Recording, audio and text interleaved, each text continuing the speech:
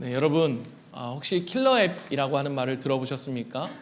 이 말은 원래 IT 쪽에서 쓰는 용어인데 좀 이제는 일반화된 그러한 용어로 우리가 사용하기도 합니다.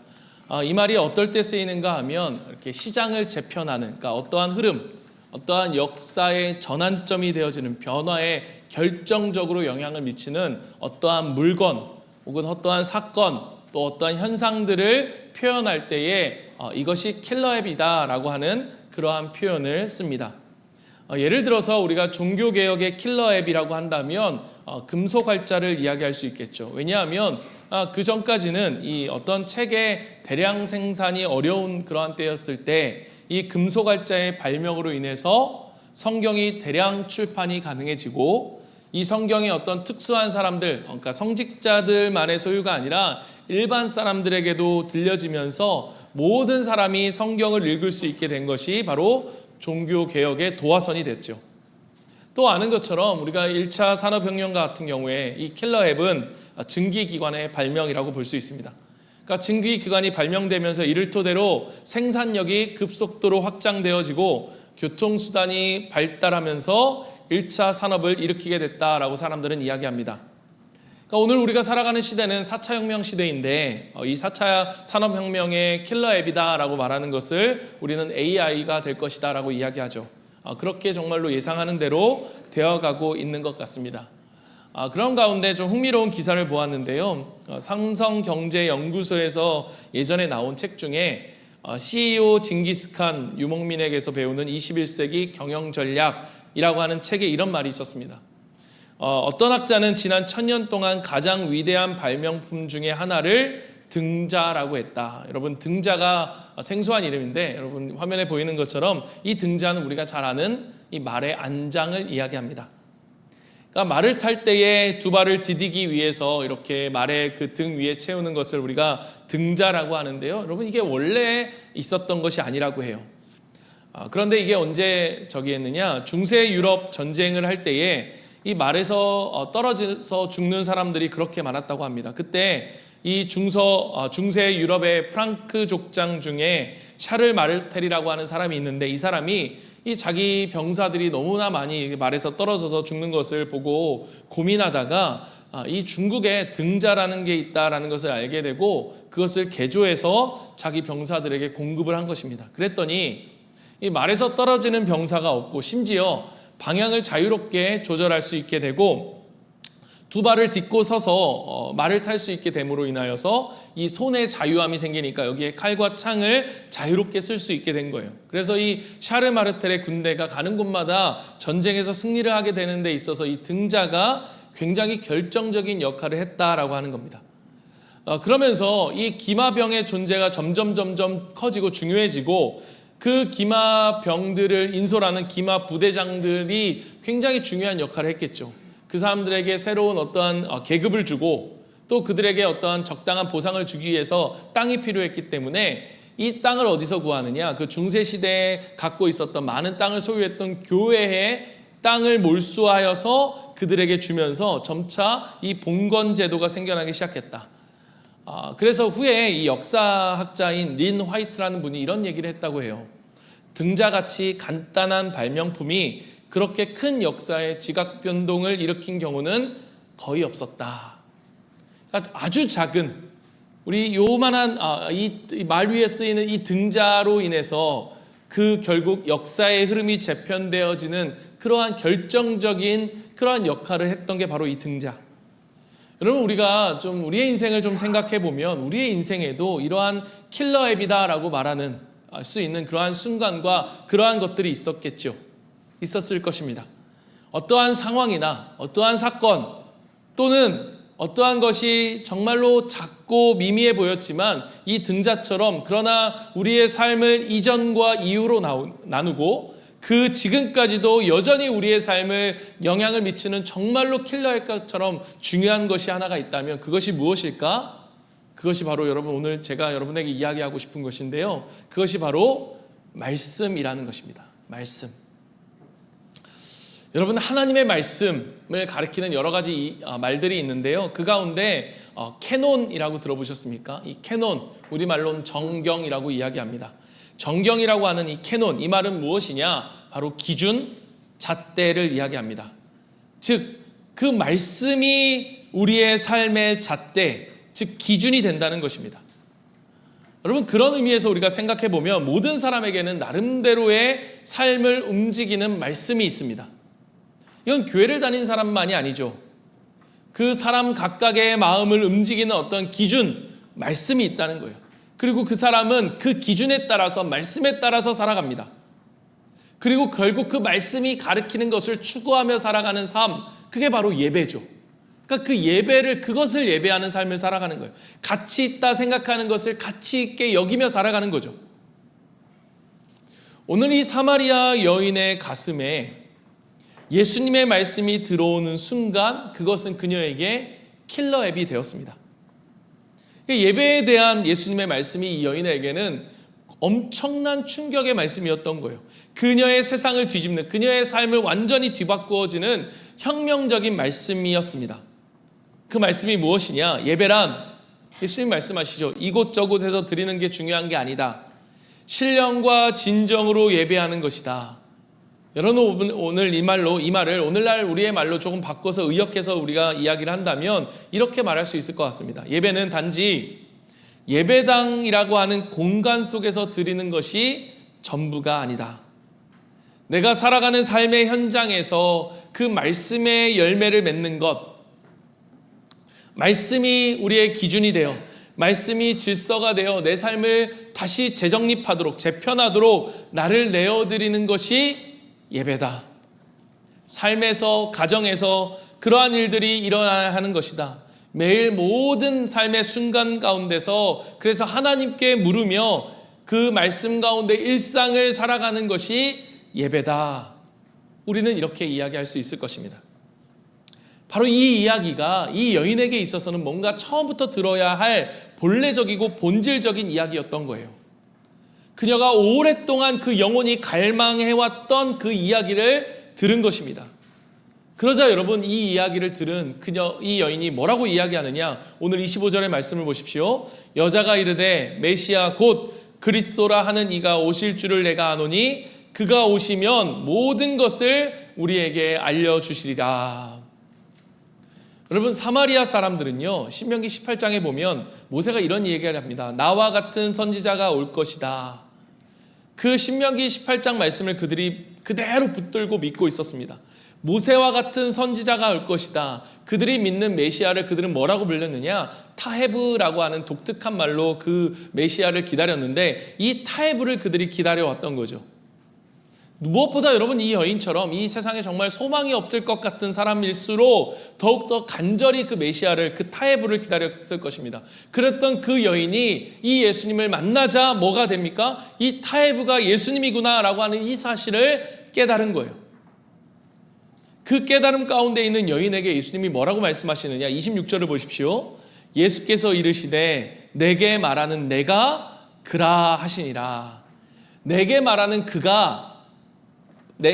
내가 바로 그다. 여러분, 예수님의 말씀을 잘 보면 좀 어렵지 않습니까? 그거 쉽게 말하면 되지. 내가 그다. 이렇게 얘기하면 될 것 같은데 내게 말하는 내가 그다. 여러분, 예수님은 무슨 이야기를 하고 싶으신 걸까? 지금 예수님은 자신을 뭐라고 이야기하시느냐? 말씀하시는 자라고 하는 그 분명한 확실한 정의를 이야기하고 싶으신 거예요. 왜 그렇게 말씀하셨을까? 여러분, 희망이 없이 그렇게 살아온 이 사마리아 여인의 마음에 들어가서 그 사람의 삶을 새롭게 출발할 수 있는, 그 마음에 샘솟는 그러한 샘물을 주실 수 있는 그 역사를 일으키는 것은 바로 예수님의 말씀이라고 하는 사실을 분명하게 알려주기 위해서. 여러분, 그렇다면 저는 여러분에게 이렇게 확실하게 말할 수 있을 것 같아요. 여러분, 우리의 인생은 말씀이 결정을 합니다.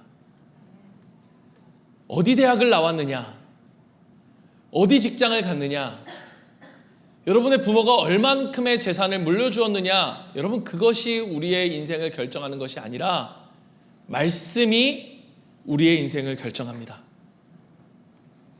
여러분, 한번 생각해 보세요. 예수님을 아무리 전면에 내세운다 해도 사이비들이 가르치는 말씀을 따르면 여러분 아무리 여러분 신천지가 이만희가 메시아입니다 이렇게 처음부터 얘기하지 않거든요. 예수님의 말씀을 성경을 풀어서 이야기를 해줘요. 마치 예수님을 진짜 예수님을 믿는 것처럼. 그러나 아무리 전면에 예수님을 내놓는다 할지라도 그 사이비의 말씀이 그 인생 가운데 들어오면 어떻게 합니까? 가짜 인생이 되어지는 거예요. 사이비 인생이 만들어지는 거예요. 그래서 여러분 말씀이라는 것은 굉장히 무서운 것입니다. 여러분 모든 사람들의 삶 속에는 그 마음 속에는 말씀이 있어요. 기준이 있는 것입니다. 욕망으로 뒤틀린 말씀이 들어가면 뒤틀린 인생이 형성이 되는 거예요. 그것은요 여러분 어떤 직분이 결정해 주는 것이 아닙니다. 목사라고 해서 그것이 결정해 주는 것이 아니에요. 그것이 뭐가 됐든 그것이 아니라 어떠한 말씀이 그의 인생에 들어있느냐 그것에 따라서 그의 인생이 빚어진다는 것이에요. 빚어져 간다는 것입니다. 오늘 이 예수님의 말씀이 그 여인 안에 들어가니 어떠한 일이 벌어지느냐. 여러분 요한복음 우리가 읽었던 28절 29절 4장 28절 29절 보십시오. 여자가 물동이를 버려두고 동네로 들어가서 사람들에게 이르되 내게 행한 모든 일을 내게 말한 사람을 와서 보라. 이는 그리스도가 아니냐 하니. 여러분 가만히 보십시오. 이 사마리아 여인이 지금 왜 우물물에 왔습니까? 물을 길러 왔죠. 물을 길러. 그 우물에 나온 이유를요 잊어버려요. 그 목마름을 채우고자 들고 온 그 물동이를 버려두고 다시 동네로 달려갑니다. 여러분 이 여인이 지금 언제 왔습니까? 정오에 왔다고 했잖아요. 가장 뜨거운 그 시간에, 그 가장 뜨거운 사마리아 광야 그 한복판에 누구도 오지 않은 그 시간에 그 여인이 온 것은 사람들을 피해서, 사람들의 시선을 피해서, 사람들을 마주치기 싫어서. 그런데 그 여인이 그 물동이를 버려두고 동네로 달려갑니다. 사람들을 찾아가요. 사람들을 만나기 위해 그들을 만나요. 그리고는 주체할 수 없는 기쁨, 여러분 흥분일지 기쁨일지 모르겠습니다. 그런데 그것을 가지고 그들에게 말하기 시작합니다. 여러분, 당신들은 지금 내가 어떤 사람인지 알고 있지 않습니까? 그래서 내가 당신들을 피했고 당신들도 나를 피해서 다니지 않았습니까?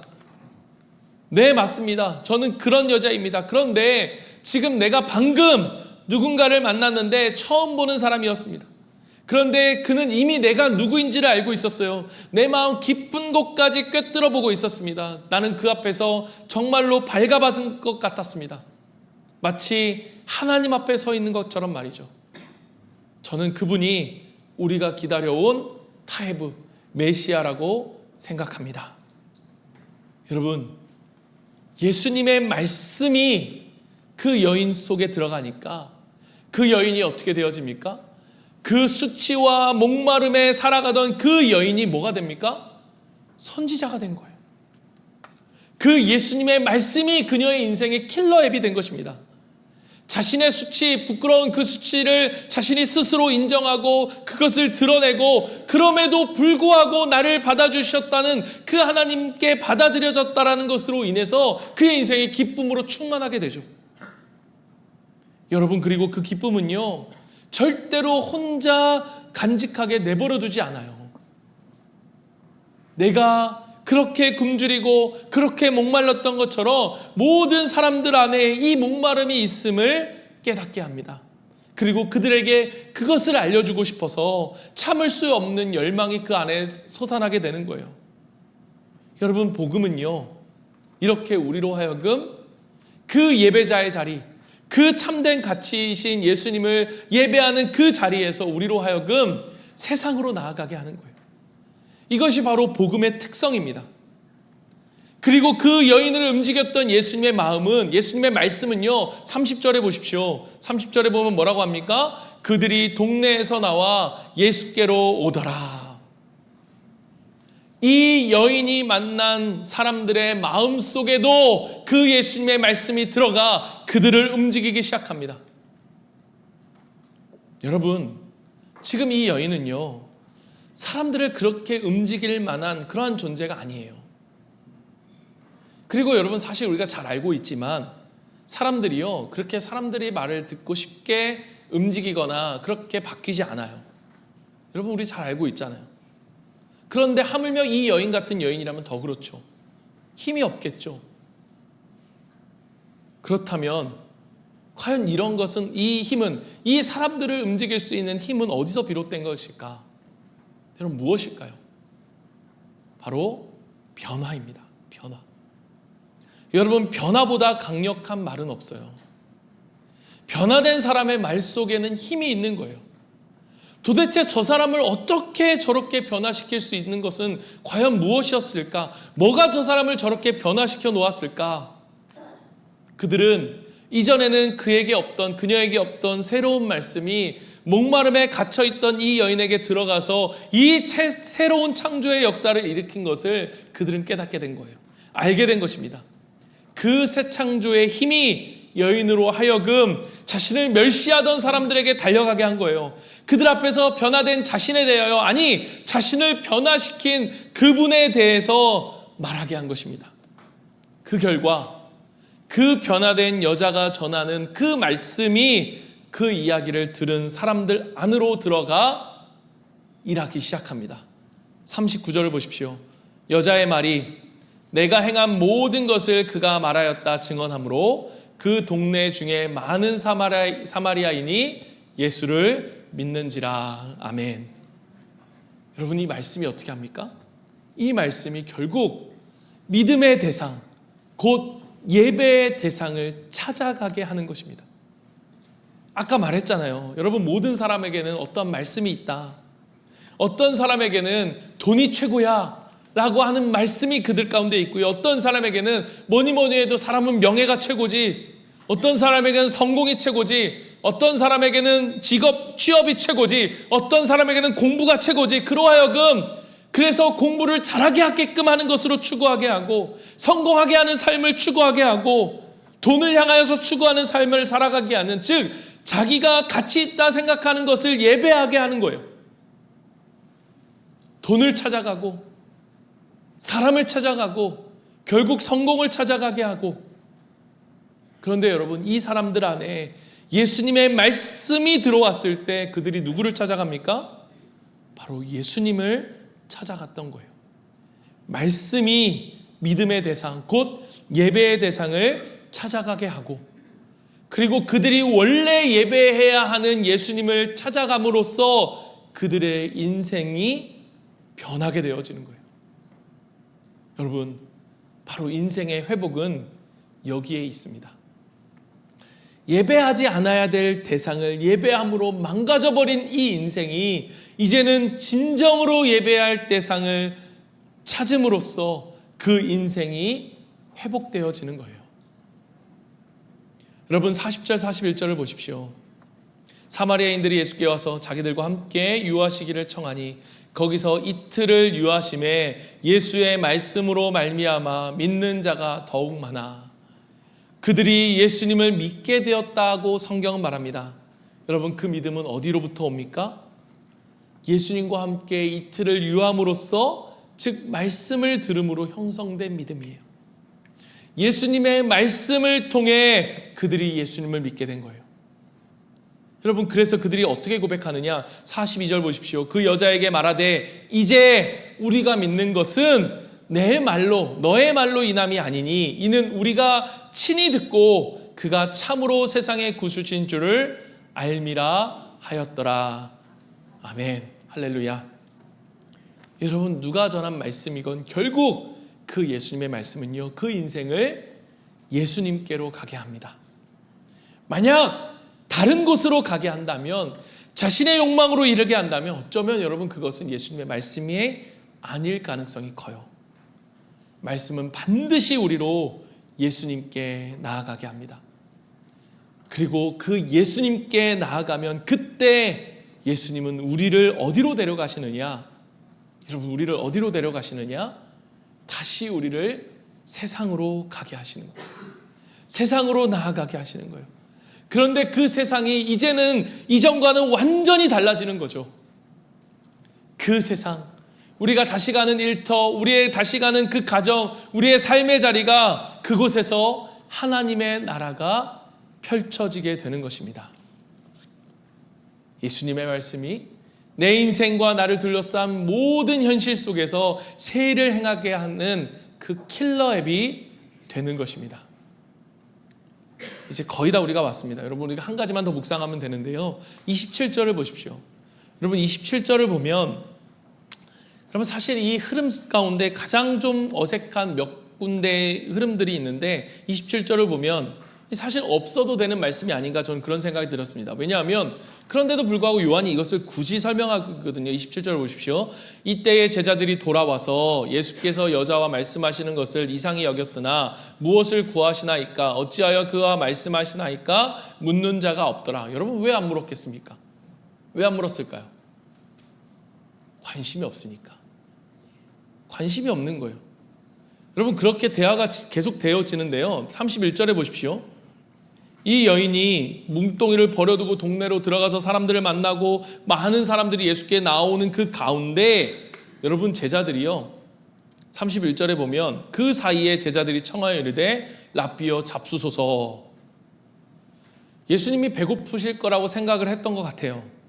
어쨌든 흐름과는 전혀 안 맞게 이것 좀 드세요, 지금 이 얘기를 하고 있는 거예요. 그러자 예수님이 뭐라고 말씀하시느냐, 32절부터 34절 보십시오. 이르시되 내게는 너희가 알지 못하는 먹을 양식이 있느니라. 제자들이 서로 말하되 누가 막을 것을 갖다 주었느냐, 잡수실 것을 갖다 드렸는가, 막 서로 물은 거죠. 그랬더니 예수님께서 그들에게 말씀하십니다. 나의 양식은 나를 보내신 이의 뜻을 행하며 그의 일을 온전히 이루는 이것이니라. 예수님에게는 그들이 모르는 음식이 있었습니다. 그게 무엇이느냐, 그 버려진 물동이가 말해주고 있죠. 더 이상 여인은 목마르지 않았고 예수님은 배고픔을 잊으셨습니다. 가장 목마를 시간에, 가장 목마를 상황에, 가장 배고플 시간에 그 배고픔을 잊어버리게 만드는, 그때 바로 예수님이 말씀하시는 35절부터 38절을 보십시오. 너희는 넉 달이 지나야 추수할 때가 이르겠다 하지 않았느냐. 그들이 말했을 것 같아요. 넉 달이 지나야 추수할 때가 이를 것입니다 라고 말했더니 예수님이 뭐라 하냐, 그러나 나는 너희에게 이르노니 너희 눈을 들어 밭을 보라, 희어져 추수하게 되었도다. 그리고 38절 보십시오. 내가 너희로 노력하지 아니한 것을 거두러 보내었노니 다른 사람들은 노력하였고 너희는 그들이 노력한 것에 참여하였느니라. 그러니까 제자들이 오니까 지금 예수님과 여자가 이야기라고 하고 있어요. 그런데 묻지는 않았어요. 왜? 관심이 없으니까. 뭐야, 그냥 그러고 그냥 관심 없이 지나갔어요. 이러한 킬러 앱이 그 삶의 역사 가운데 일어나고 그 동네를 변화시키고 있는 가운데서도 제자들에겐 관심이 없었어요. 갑자기 물동이를 버려두고 가더니 예수님께 사람들이 몰려옵니다. 이러한 가운데, 이 역사 가운데 전혀 상관없는 것 같은, 그러한 딴 세상에 있는 것 같은, 딴 곳에 있는 것 같은 이러한 일에도 아무런 관심도 감흥도 없고 알지도 못하는 것 같이 이 제자들이 예수님께 여기 음식 있으니 좀 드세요. 그러자 예수님께서 말씀하시죠. 내게는 너희들이 알지 못하는 양식이 있다. 그리고는 추수에 관한 이야기를 하세요. 여러분, 이것이 무슨 뜻일까요? 우리는 이것을 어떻게 이해해야 될까요? 여러분, 한번 생각해 보십시오. 음식이 무엇입니까? 여러분, 우리가 음식 먹고 사는 거죠. 음식이 무엇입니까? 대표적인 우리의 일상의 가운데 반복되어지는 일이죠. 일상입니다. 우리의 매일매일의 일이에요. 우리는 오늘 아침, 점심, 저녁, 내일 아침, 점심, 저녁, 내일 모레 아침, 점심, 저녁, 아침을 안 먹는데 어쨌든 안 먹든 그럼 점심, 저녁을 드시든 하여튼 우리는 매일매일 음식을 먹어야만 해요. 그런데 여러분, 가만히 보면요, 우리가 이렇게 반복되는 일상이라는 것이요, 어느 순간 우리가 그것을 왜 하는가를 잊게 만듭니다. 내가 뭘 위해서 이걸 하는 거지? 라고 하는 것을 잊게 만든다는 거예요. 이 음식이 무엇을 위한 것인가? 물론 음식은 필요하고 중요하죠. 그런데 여러분, 이 음식의 진짜 목적은 무엇입니까? 단지 배부르는 게 아니죠. 내 안으로 들어와서 내 혀와 내 마음속을 기쁘게 하기 위한 것이기도 하지만 무엇보다 중요한 것은 내가 존재해야 하는 이유를 살아갈 수 있는 에너지를 주죠. 그러니까 내가 살아가는 데 있어서, 내 삶의 목적을 이루는 살아가는 삶에 있어서 그 삶을 살아가도록 하는 에너지를 누가 줍니까? 음식이 주죠. 그게 음식의 목적이죠. 그런데 여러분, 우리가 어떤 이야기를 잘합니까? 자주 합니까?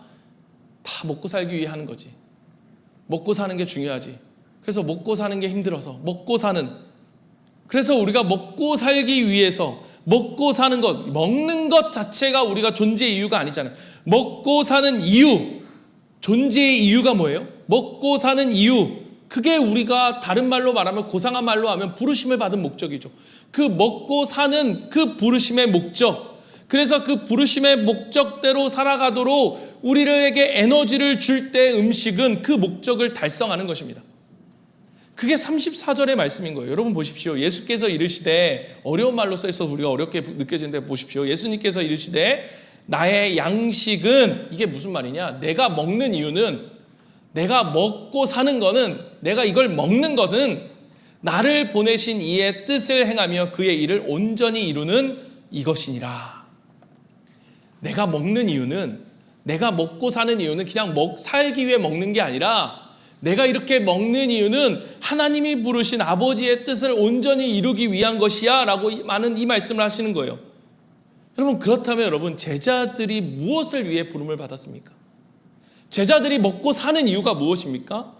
마태복음 4장 19절은 이렇게 말씀하십니다. 제자들에게 나를 따라오너라 라고 말씀하시면서 뭐라고 말씀하시느냐?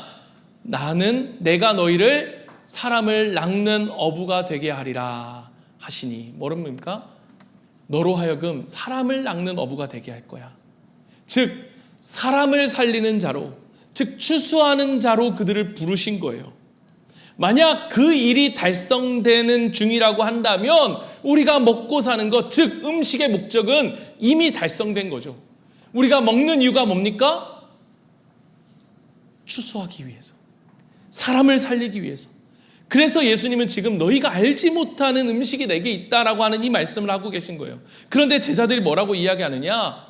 요한복음 4장 35절 보십시오. 너희는 넉 달이 지나야 추수할 때가 이르겠다 하지 아니하느냐. 이게 무슨 말이냐면 그들이 이렇게 얘기한 것 같아요. 제자들이 예수님의 말씀을 이해를 못한 거죠. 추수 얘기를 하니까 갑자기 예수님 넉 달이나 남았습니다. 이거 추수하려면 아직 넉 달이나 남아야 됩니다 라고 이야기를 한 것 같아요. 일종의 이거는 당시의 속담이라고 학자들이 이야기하는데, 이거 뭐냐면 뜸도 안 들이고 밥 먹을 수 없다, 이런 이야기와 비슷하다라고 이야기를 하더라고요. 그러니까 우리는 아직 준비가 안 됐어요. 예수님, 나는 아직 말씀을 전할 준비도 안 됐고, 저들을 보십시오. 말씀을 들을 그런 마음이 준비가 된 것 같습니까? 아직이 안 된 것 같아요. 그래서 나중에 기회가 되면 제가 할게요. 나중에 기회가 되면 하겠습니다. 제자들이 그 얘기를 예수님께 한 거예요. 그때 예수님이 뭐라고 이야기하시냐? 그러나 나는 너희에게 이르노니 너희의 눈을 들어 밭을 보라, 희어져 추수하게 되었도다. 여러분, 이 말씀이 무슨 말입니까? 너희가 얼마나 준비되었느냐 하는 너희의 현실보다 목마른 자들의 현실을 봐라 말씀하시는 거예요. 지금 예수님이 보실 때는 추수할 영혼들이 차고 넘치는 거예요. 지금 전혀 추수할 준비가 되어 있지 않다고 누구나 확신했을 그 사마리아 여인 속에 예수님의 말씀이 들어가자 그의 연인의 삶이 변하고, 그뿐만 아니라 그로 인해서 수많은 사람들이 변하잖아요. 그렇다면 여러분, 왜 제자들은 그 추수할 사람들이 그들에겐 보이지 않았을까? 예수님에게 보인 것들이 제자들의 눈에는 왜 보이지 않았을까? 그 차이가 과연 무엇일까? 예수님의 관심은 목마른 자들의 현실에 집중되어 있었다면 제자들의 관심은 자신에게 쏠려 있기 때문이었어요. 아직은 부담스러운 내 현실, 내 힘겨움, 긴급한 자의 나의 긴급한 자기 중심적 필요에 쏠려 있는 그들 가운데서는 그 목마른 자들의 현실이 보이지 않는 거예요. 아직 내가 준비되지 않았어요. 아직 나는 그만큼이 아니에요. 아직 그럴 마음이 없어요. 아직 우리 목장은 그럴 수준이 아니에요 라고 하는 이러한 말들이 그 내 중심적인 그 상황 속에서 목마른 자들의 현실은 보이지 않는 거예요. 아직은 때가 아닌 것 같아요. 여러분, 저는 그런 생각을 해봤어요. 그렇다면 4달이 지났을 때 그들은 4달이 지났으니 이제는 추수할 때가 됐다라고 말했을까요? 4달이 지나면 그들은 말했을 거예요. 내년이 되면. 여러분, 말씀을 마치려 합니다. 오늘 내 안에 이 예수 그리스도의 말씀, 그 생명의 말씀은 우리로 하여금 반드시 예배할 자를 예배하게 합니다. 여러분, 우리는 무엇을 예배하고 있습니까? 여러분, 정말로 우리가 예수님을 예배하고 있습니까? 아니면 예수님을 앞으로 내세우지만 정말로 내 욕망을 예배하고 있습니까? 여러분, 내 인생에 예수님의 말씀이 정말로 들어오면 여러분, 우리의 인생의 킬러 앱이 되는 거예요. 이전의 삶과는 정말로 다른 삶을 살아갈 수밖에 없는 거예요. 세상의 가치관이 아닌 내 삶의 모든 결정과 모든 선택을 하나님의 말씀의 기준에 따라서 하게 되어지는 거죠. 이전까지는 이렇게 하면 내가 성공할 수 있을까? 이렇게 하면 저 사람의 마음에 들 수 있을까? 이렇게 하는 것이 이 시대의 흐름 속에 맞는 것일까를 생각하며 기준을 선택하고 결정했다면 이제는 하나님의 말씀을 따라서 결정하는 삶을 살아가게 된다는 거예요. 그리고 그 삶은 반드시 우리를 향하여 세상으로 나아가게 합니다.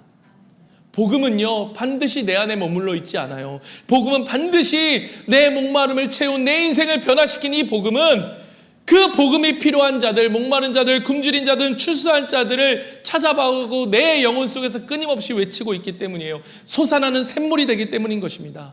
여러분, 거기까지가 회심인 거예요. 회심은 거기까지 나아가는 거예요. 우리가 가진 온전한 회심의 증거는 그 변화를 통해 사람들에게 나아가는 거예요. 여러분, 제가 오늘 이 말씀을 묵상하면서 참 신기한 거죠. 여러분, 오늘 우리 무슨 날이라고 했죠? 우리가 맥주 감사 주일. 이 말씀이 오늘 본문이 오늘 전해지는 것도 여러분, 이 맥주 감사 주일, 이 보리의 첫 열매, 그들이 이 보리의 첫 열매를 하나님 앞에 감사하며 드린 것이 신약에 오면 예수님이 승천하시고 나서 50일 지난 뒤에 맥주절 그날 성령님이 우리 가운데 오시거든요. 그래서 성령님이 오셨을 때 이 땅 가운데 열매로서 팡 터진 게 뭡니까? 그게 교회예요. 그게 우리예요. 그러면 예수님께서 맥주절인 이날, 성령 강림절이라고 하는 이날 예수님이 무슨 감사를 드렸을까를 생각해 보면, 천국에 아무 무탈 없이 잘 오게 해주셔서 감사합니다. 십자가에서 날 살려주셔서 감사합니다. 그거 감사했을까요? 아니요. 예수님 뭐 때문에 감사했을까요? 우리 때문에 감사했을 거예요. 하나님, 저 열매를 끝까지 보존시켜 주심 감사합니다. 저들이 나를 믿고 하나님을 믿을 수 있는 그 열매를 맺게 해주신 것 감사합니다. 우리가 감사의 제목이었을 거예요.